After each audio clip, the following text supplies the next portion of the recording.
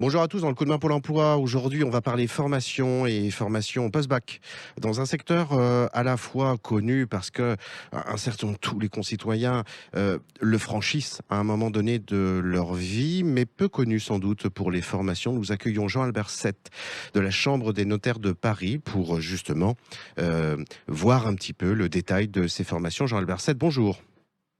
Bonjour Monsieur Lavergne. Alors, est-ce que vous pouvez nous détailler un petit peu deux, trois formations parmi celles que vous impartissez et qui peuvent être susceptibles de correspondre à, j'imagine, de très nombreux recrutements en cabinet notaire?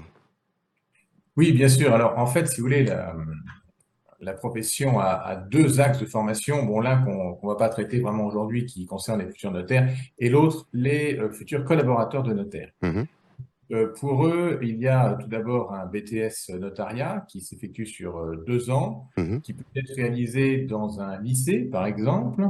Admettons, par exemple, qu'on soit sur Paris, c'est le lycée Maurice Ravel. mhm, C'est une formation qui peut être de mode initial ou en alternance. mhm.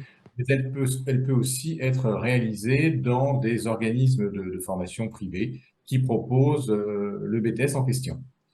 Donc là, vous avez 2 années de formation et c'est la première étape pour entrer dans la profession. Pour quelqu'un qui souhaiterait aller plus loin, il y a la possibilité de suivre eh bien, la formation de la licence pro métier du notariat, licence professionnelle métier du notariat, qui est dispensée actuellement par l'IIT de Villetaneuse, mais que l'on peut aussi suivre par le CNED, hein, c'est-à-dire le Centre national d'éducation à distance. Mhm.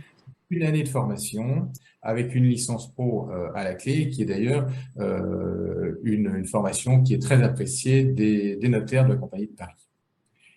Donc, on entre à Bac+2 ou à Bac+3. On peut éventuellement aller à Bac+4 avec l'Institut des métiers du notariat, qui Mhm. propose un diplôme spécifique, qui est un diplôme de la profession, et qui permet, si vous voulez, d'aller encore un peu plus loin que la licence. Alors, par rapport aux candidats potentiels qui seraient susceptibles de nous écouter avec eux, peut-être leurs parents, on est bien sur des gens qui se seraient peut-être destinés à des études juridiques, par exemple, ou en lien avec l'immobilier. Est-ce qu'ils constituent les profils, euh, voilà, idéaux par rapport à ces formations?